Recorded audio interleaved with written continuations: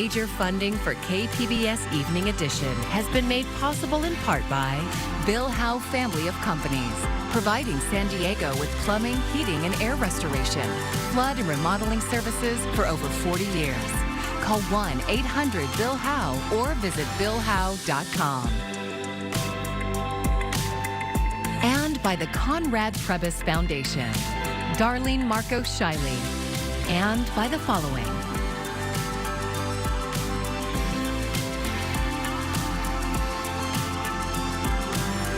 And by viewers like you. Thank you.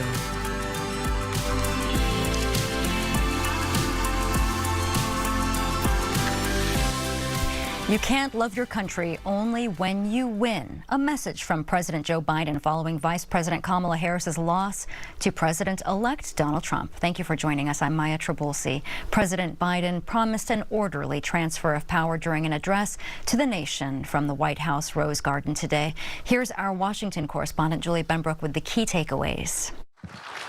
President Joe Biden speaking publicly for the first time since the country voted to send Donald Trump back to the White House. Campaigns are contests of competing visions. The country chooses one or the other. We accept the choice the country made. He promised a peaceful transition of power and repurposed a line he used often on the campaign trail to draw contrast with Trump before dropping out of the race. You can't love your country only when you win.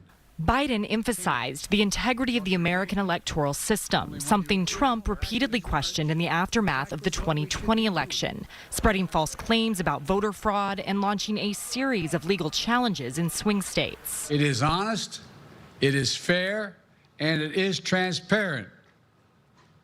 And it can be trusted, win or lose. During the remarks, Biden took a moment to speak directly to members of his cabinet and senior staff in the audience and promised to stay committed in the final days of his presidency. Now we have 74 days to finish the term, our term. Let's make every day count. That's the responsibility we have to the American people. The president spoke with the president-elect Wednesday to congratulate him on his victory and invite him to the White House. A source familiar says Trump's team is in discussions about when he should visit. It could happen as early as next week. Reporting at the White House, I'm Julia Benbrook. And as analysts parse the reasons for former President Donald Trump's win, the head of the local GOP says it was entirely predictable. Meanwhile, KPBS's Amita Sharma says a local no-party preference voter is terrified of Trump making good on his promised agenda. It is now official. CNN projects that Donald Trump has been elected president. To San Diego County Republican Party Chairman Corey Gustafson, there's no mystery behind former President Trump's election to a second term in the White House. Most voters thought the country was going the wrong direction, backed up by polls. Gustafson's take? Americans were fed up with President Biden's, quote, left-leaning agenda and held Vice President Kamala Harris equally responsible for it. Open border, high tax, high crime. These are all the hallmarks of the left-wing agenda, especially affordability, where you have the Democratic Party cause massive inflation with their spending policies over the last 4 years. Economists blame rising prices on supply shortages caused by the COVID-19 pandemic and worsened by Russia's invasion of Ukraine. They say spending measures Trump put in place during his first term were also partly responsible for inflation. CNN's exit polls show Trump boosted his support from his defeat in 2020 in nearly every demographic group, especially Latino men. Gustafson believes voters were able to look past Trump's conviction on 34 felonies, accusations of inciting the January 6th insurrection, and being held civilly liable for sexual assault because they saw them for what they were. Political attacks on the president, and the American people recognize that they are political attacks. He says Trump's first task upon taking office in January will be to secure the border. With these results, whether it be having less fentanyl come into this country, cutting down on human trafficking, having less illegal immigrants in this country that are taking up housing and driving up the cost of housing around the country. We need to know who's in this country and who's not. El Cajon voter Mary Jo Petrovelli, who is registered as no party preference, says voters' concerns about Gaza cost Harris. She believes racism, misogyny, and the high price of food were also responsible for her defeat. So maybe your eggs and your gas and your milk won't cost as much in the next couple of years. You know, what's the exchange for that? The potential answers to that last question send Petrovelli spiraling.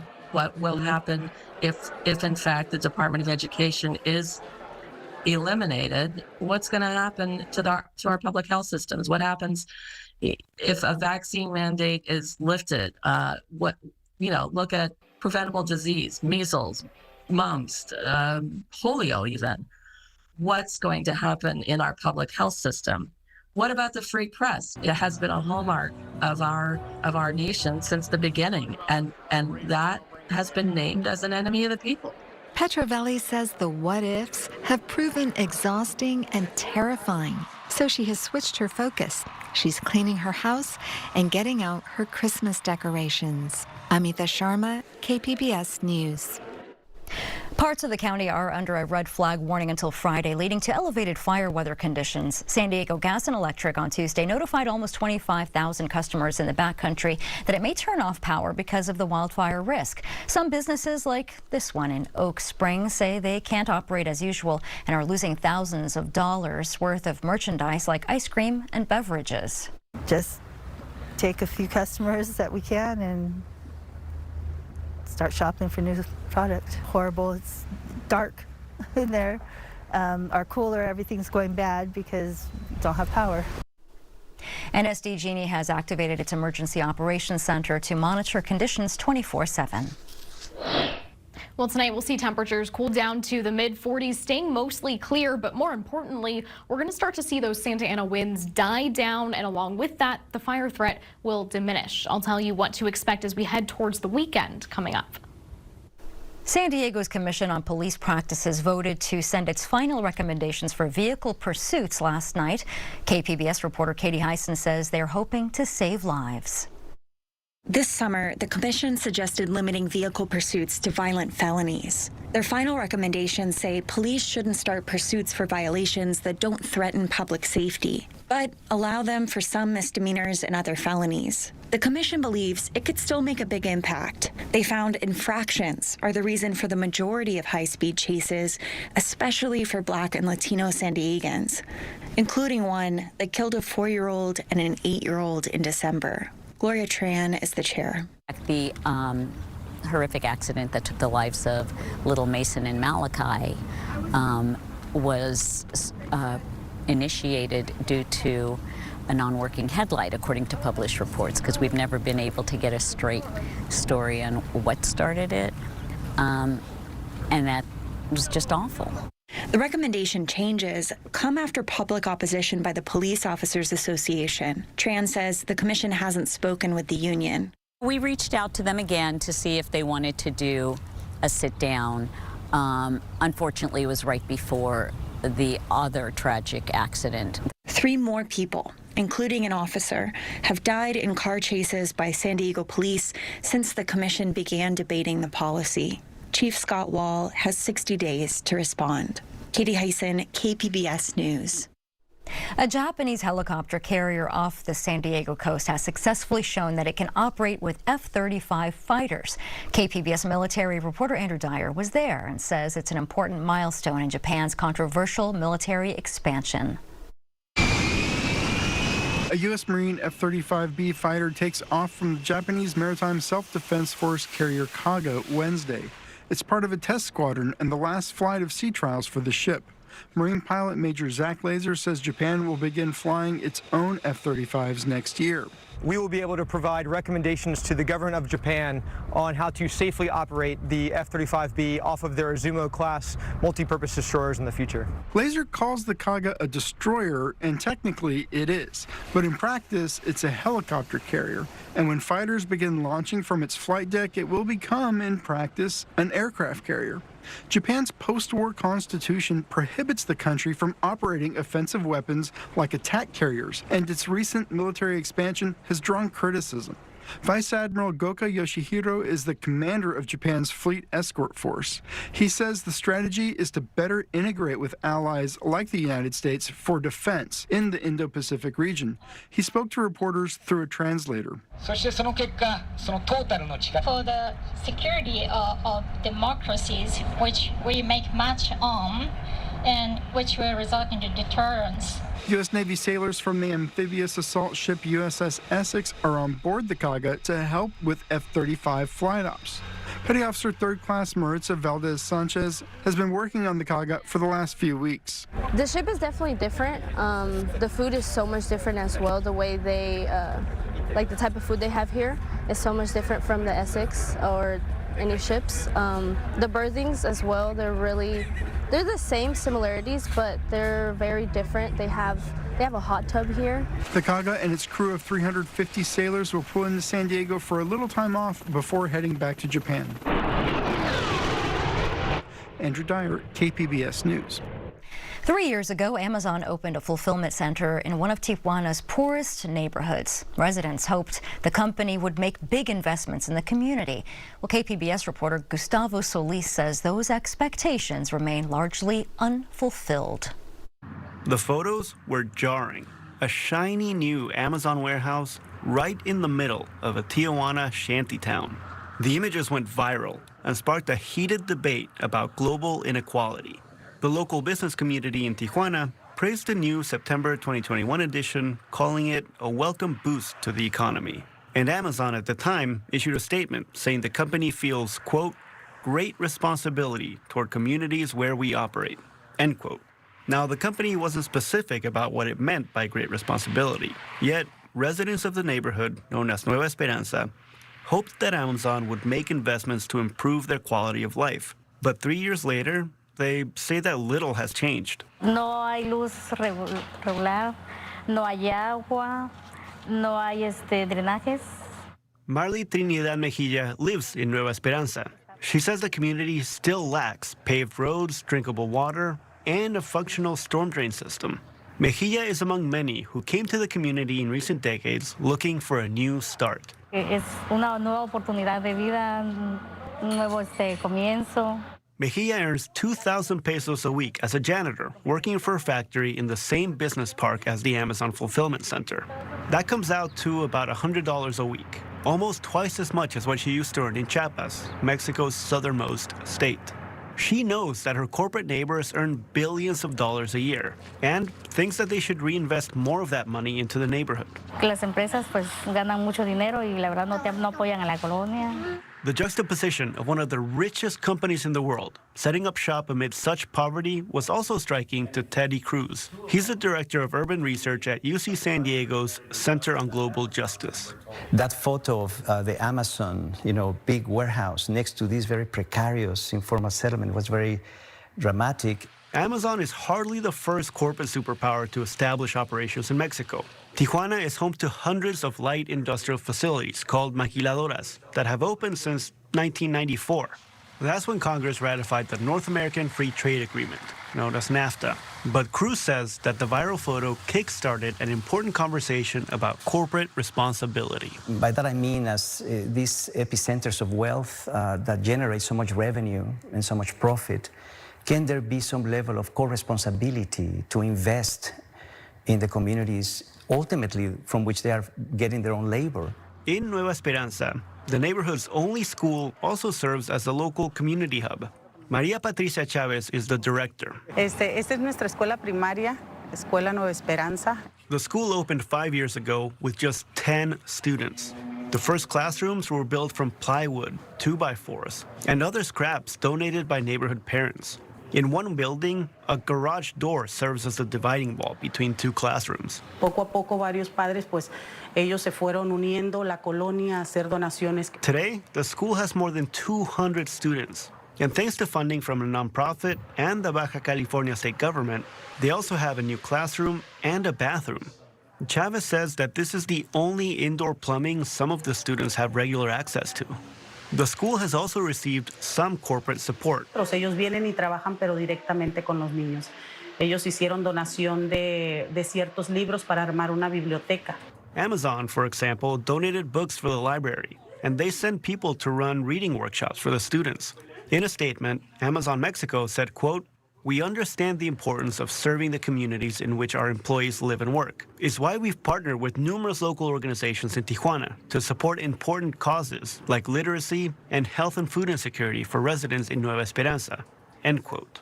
The company says it's also invested more than $50 million in Baja California. No te puedo mentir, también con ellos hemos metido nosotros oficios de apoyo.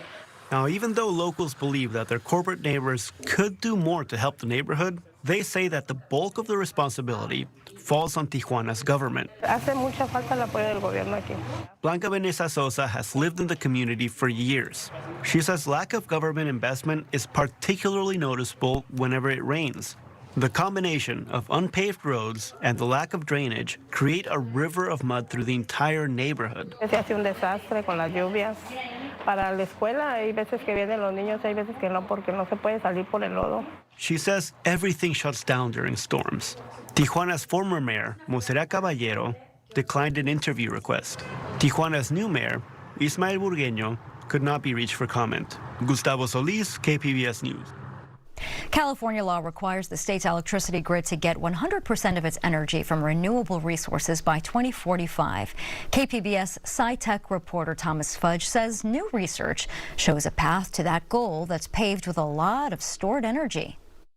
It's like putting money in the bank so you can spend it later. Brian Murray is Director of Real-Time Operations with the California Independent System Operator, which runs the state's electricity grid.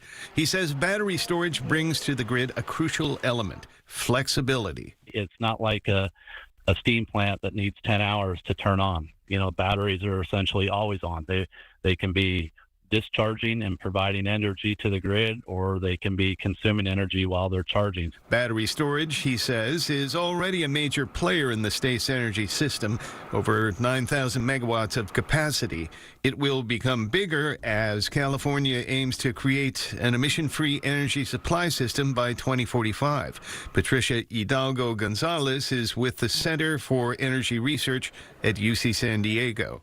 As we are decommissioning coal plants and natural gas plants, that type of technology of solar, wind storage can come up online and help us to get to the zero emissions future in the decades to come. Hidalgo Gonzalez is one of the authors of a paper published in the journal Nature that examines the value of long-duration energy storage to an electric grid.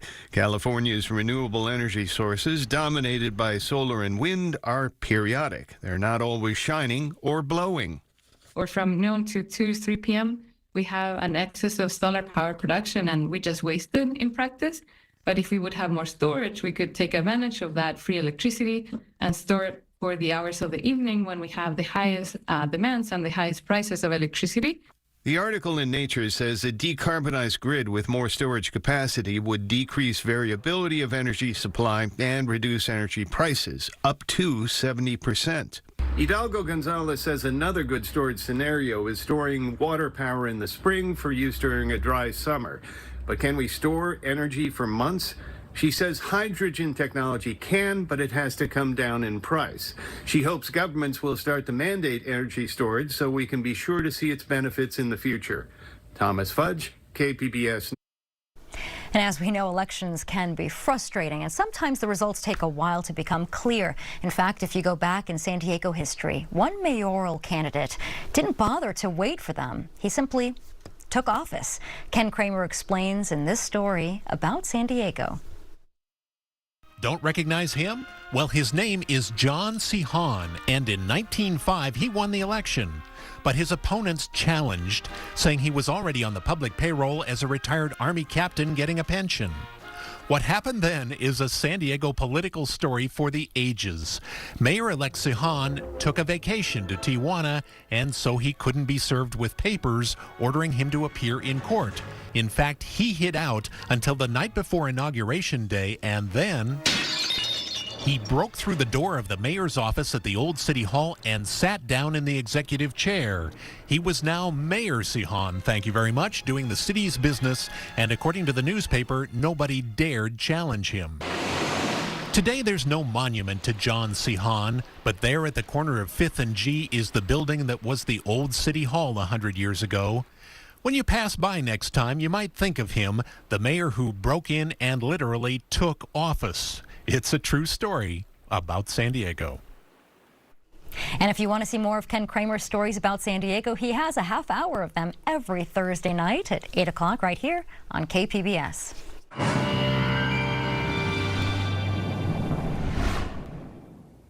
Well, the last couple of days we've been dealing with those Santa Ana winds and the increased fire threat. That is going to start to die down as we head towards the weekend. Temperatures are going to cool down along with that, but as we head into next week, we're looking at plenty of sunshine coming up. First, let's take a look at temperatures for tonight. We're seeing 37 in Ramona, 46 in San Diego, 39 over in Borrego Springs. Definitely seeing a bit of a range there. Now, like I mentioned, we've been dealing with that fire danger throughout the day today and really the last couple of days. We are going to start to see this diminish, but I know really north of us, there's some fires that have been burning. Those are still going to be a concern, but the concern for new fires sparking, that will decrease a little bit. Tomorrow, looking ahead at temperatures, we're ranging from that 76 in San Diego here to 75 in Oceanside, 76 over in Borrego Springs, 50s for Mount Laguna there. Now, taking a look at what to expect over the next couple of days.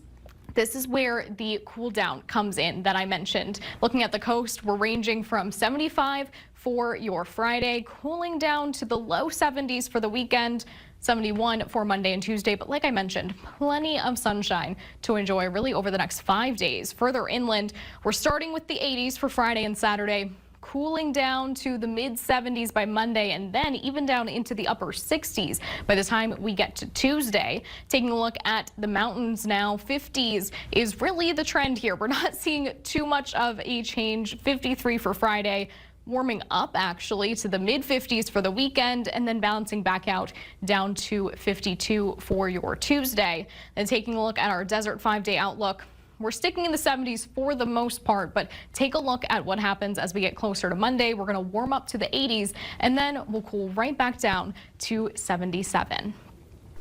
The San Diego Asian Film Festival celebrates a quarter century of bringing Asian American and international cinema to San Diego. KPBS arts reporter Beth Accomando is in Balboa Park for the festival's opening night. Hi, I'm here at the San Diego Natural History Museum in the atrium where the San Diego Asian Film Festival is about to kick off its 25th year. And I am here with its artistic director, Brian Hu. So, first of all, congratulations on a sold-out opening night. It's always good to have a sellout, and that's the right tone we want to set. And it's also a reminder that, you know, these films will go by real fast. They'll sell pretty quickly. Well, one film that I would like to recommend to people is a documentary called Tura, and this is about the pop culture icon Tura Satana, who starred in the 1965 Russ Meyer film Faster Pussycat Kill Kill. So what is this documentary about? Yeah, this is a documentary. It's a long time in the making, and we're having the world premiere of it. It's a documentary about this person who, I mean, many of us have seen Faster Pussycat Kill Kill. We know this character to be one of the ultimate badasses in all of film history, but we don't really know the person behind it. And what drives an actress to have this kind of electricity?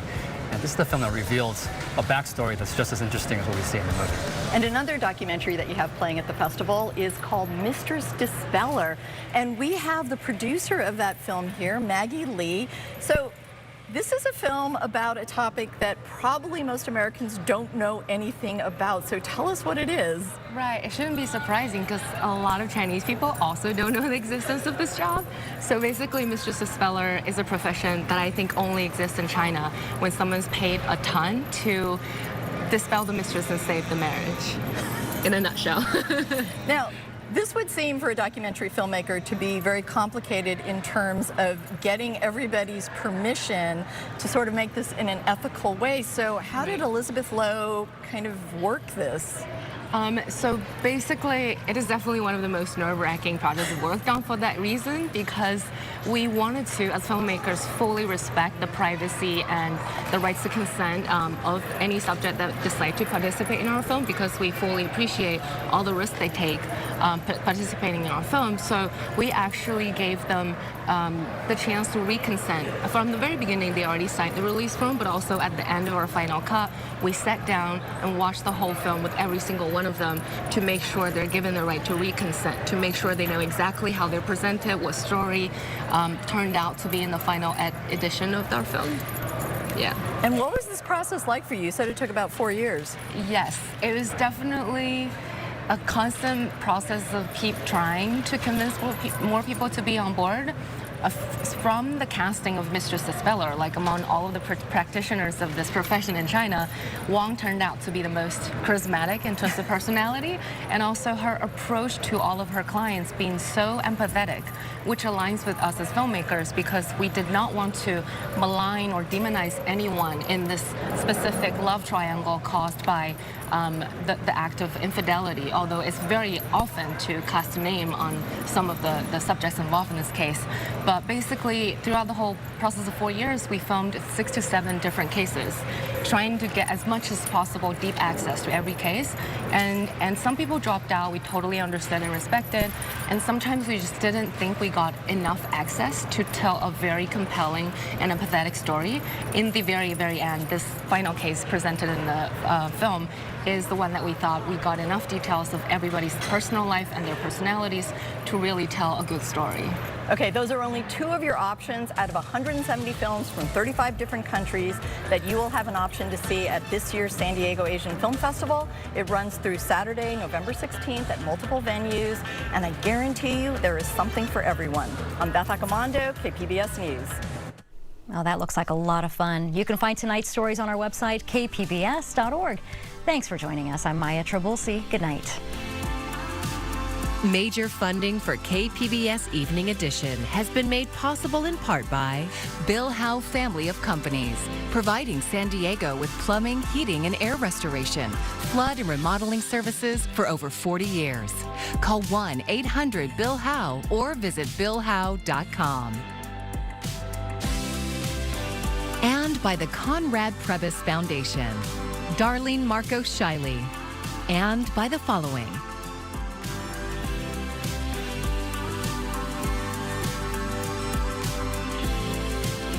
and by viewers like you. Thank you.